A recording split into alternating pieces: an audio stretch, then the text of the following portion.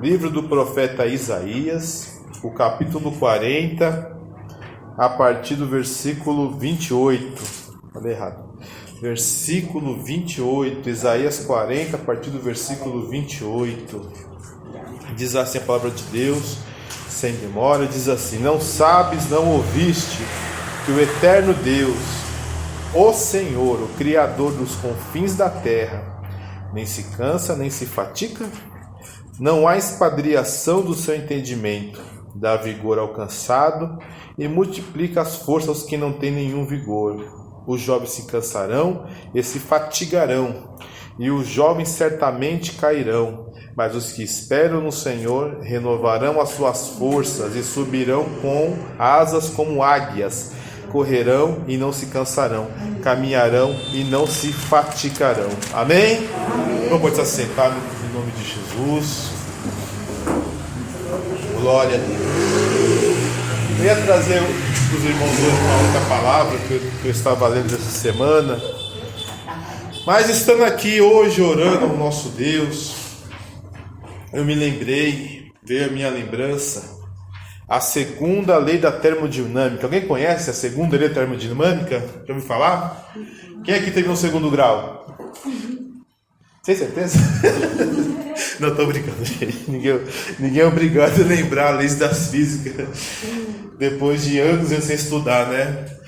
Eu lembro, irmãos, porque bem no passado, quando não tinha um ministério de igreja, a gente dava aula, tentava ensinar os irmãos sobre os perigos da evolução, a mentira, né, que é a evolução das espécies.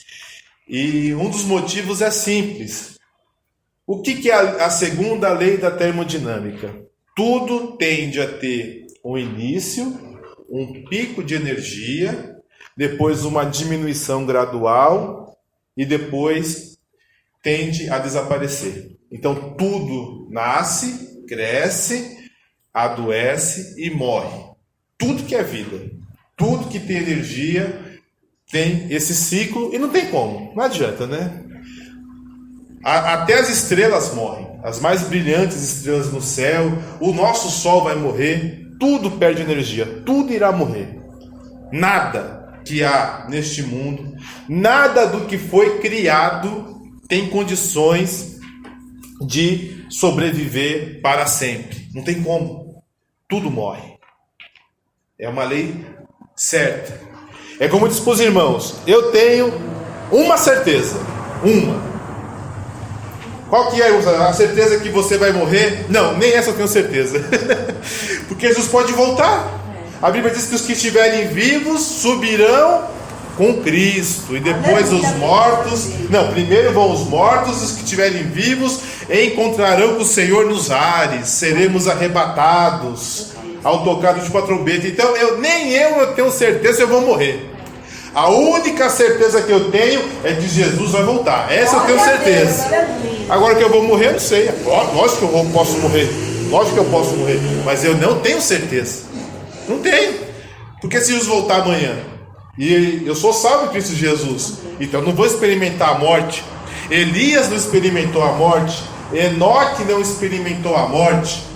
Até Jesus experimentou, mas Enoque e Elias não experimentaram a morte. E os salvos em Cristo Jesus também, que estiverem na sua vinda para encontrar com o Senhor nos ares, ao tocar da última trombeta, ao ouvir a voz do arcanjo, também não experimentarão a morte. Amém?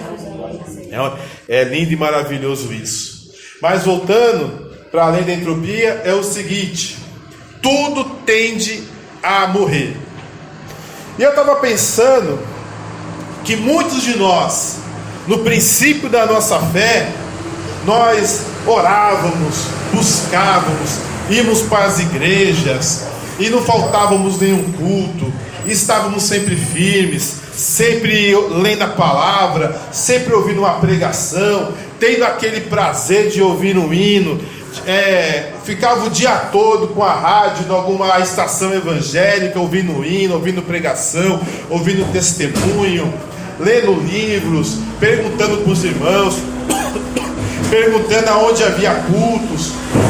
Não faltava um culto sequer, estávamos sempre firmes. Mas com o tempo vai passando, as lutas vão chegando, as calúnias, as perseguições, as mentiras, as decepções. Muitos de nós até desviam, até saem da presença do Senhor, e muitos não estão conseguindo voltar. Graças a Deus pelos que estão voltando, mas muitos estão desviando e não estão voltando. Quantos então? Quantos? Não são poucos que eu vou dizer agora, que num passado até recente, 20 anos atrás, não sei, 25, nos seus ministérios verdadeiros, de verdade, havia cura, revelação, expulsão de demônios, salvação de alma, verdade, não é mentira. Muitos lugares, muitos irmãos, muitas irmãs, mas que hoje em dia inventa milagre, vive uma vida miserável na prostituição, na fornicação, usuários de drogas, de entorpecente, charlatões, mentirosos, mas que no passado foram usados para curar, para expulsar os demônios e para salvar. A explicação que nós temos é a segunda lei termodinâmica, que está na Bíblia. Tudo nasce, tudo cresce, se fortalece, adoece e morre. Então, olhando para nós, é desesperador isso. Será que vai acontecer comigo? Será que vai acontecer o mesmo com você? Hoje você está firme?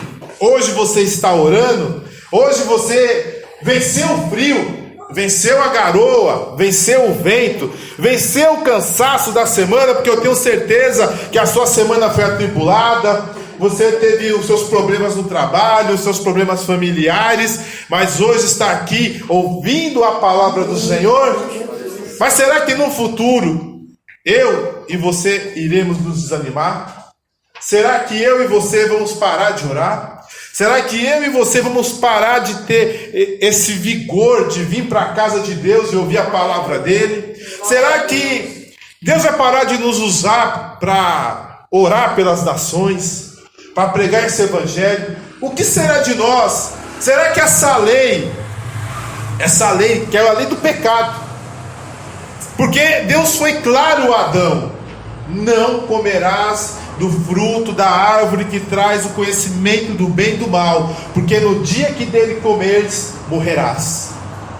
A segunda lei da termodinâmica, ela aconteceu no dia que Eva, enganada pela serpente, comeu o fruto e deu para o seu marido. Daí por diante, o universo está sob maldição. Tudo que há no universo irá morrer. Tudo que é criado irá morrer. Mas não morreria. Deus não criou o homem para o homem morrer. O homem foi criado para viver em eterna comunhão com Deus. Tanto que o nosso espírito não morre. A Bíblia diz assim, está em Eclesiastes capítulo 12: até que o corpo volte ao pó da onde ele veio, e o espírito volte a Deus a quem ele deu. O nosso espírito vai voltar para Deus, para ser julgado. Porque aos homens foi dado a morrer uma só vez, vindo após disso o juízo, está em Hebreus. Quando nós morremos, nós já somos automaticamente julgados, irmãos. Ou você vai lá no Hades esperar o juízo do trono branco, ou vai ao terceiro céu esperar a ressurreição do seu corpo. Não tem jeito. Mas o julgamento final, ao qual Deus irá dizer as suas obras, é só no juízo do trono branco. Amém. Mas, se não houvesse o pecado dos nossos pais, dos nossos primeiros pais lá no paraíso, a lei da segunda lei da termodinâmica não iria dar certo com a gente. Mas depois disso, tudo está sujeito ao pecado. Tudo apodrece. Tudo se corrompe. Tudo começa bem e termina mal. Ministérios. O que era uma Assembleia de Deus há 50 anos atrás? O que era uma Assembleia de Deus, irmã Ednéias, há 40 anos atrás? Eu assisti na televisão, o que era? Era terrível, né? Deus agia. As pessoas mais velhas me contavam que na escola dominical havia batismo com o Espírito Santo. Não podia. É verdade, podia não. Estava cantando o hino da harpa no começo do culto, alguém era batizado com o Espírito Santo. Havia cura em cultos domésticos. Hoje não tem mais. Acabou. O que era uma igreja metodista? Era uma bênção, irmãos. O que era uma igreja batista? E demais igrejas, não sei. Essas que eu conheço mais a história. Uma congregação cristã no Brasil também era uma bênção no passado. Era uma bênção. Mudou muito. O pecado entrou, tá tomando conta. E mais um pouco. Não devia. Mas tudo bem. As coisas mudam. É desesperador? É. É de dar medo? É. Para quem iremos recorrer? A palavra de Deus. A palavra de Deus diz que aqueles que esperam no Senhor renovarão as suas forças. Se você está esperando no Senhor, a sua vida espiritual não vai diminuir. O seu vigor de buscar a Deus não vai diminuir.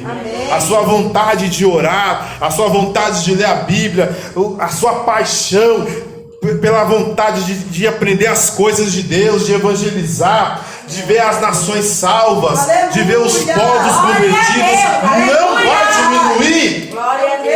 As leis da física não servem para o povo de Deus. As leis da física, criado pelo pecado do homem, não serve para o povo de Deus, porque o povo de Deus é diferente. O que habita nele é o Espírito de Deus. Não é o espírito de morte, não é o espírito de escravidão, não é o espírito da mentira, não é o espírito da corrupção, mas é o Espírito de Deus. E a Bíblia diz que nenhuma condenação há para os que estão em Cristo Jesus, que não vivem segundo a carne, mas segundo o Espírito. Se você não quer desanimar, se você não quer deixar de orar, se você não quer deixar de ler a Bíblia, se você não quer deixar de se consagrar, de obedecer, ande em Espírito, ande pelo poder de Deus, ande pelo poder da graça. E essa lei maldita, que as pessoas um dia estão bem e com o tempo desvia, com o tempo sai da presença do Senhor, com o tempo desanima, se afasta. Hoje está orando, amanhã não está mais orando. Hoje está lendo a Bíblia e amanhã está vendo a pornografia. Hoje está na igreja, amanhã está num baile. Não vai ser assim não. Um servo de Deus que está vivendo no Espírito, isso não vai tocar na vida dele. A Bíblia diz assim que nós somos nascidos de Deus, e o nascido de Deus o inimigo não toca. Glória a Deus. A Bíblia diz assim no Salmo 2 e também em Atos 2: eis que não me deixará a minha alma no inferno, e nem que o teu santo veja corrupção. Aleluia, Jesus. Glória a Deus. O servo de Deus não vai ser corrompido. Glória a Deus. O servo de Deus não passará pelo poder da corrupção, pelo cansaço. Porque muitas vezes a gente começa com tudo, mas é empolgação. É empolgação, talvez, de uma boa palavra que ouvimos, de uma mensagem bem elaborada, de um hino bem cantado, mas um verdadeiro convertido, alguém que nasceu de novo. Ele não é empolgado, ele é transformado pelo poder de Deus. Ele é nova criatura. E quem é a nova criatura? O velho se passou, e eis que tudo se faz novo. Aleluia, tudo se faz novo, é renovado, é mudado. Não há desânimo, não há frio, não há calor, não há tempestade que o faça desistir de buscar a presença de Deus. Aleluia, Jesus, meu Pai. Santo, santo tu és, meu Deus, aleluia. Se vivemos naturalmente, irmãos, a gente vai desanimar. Vai chegar uma hora que a gente não vai querer mais ler a Bíblia. Vai chegar uma hora que nós não vamos mais querer orar.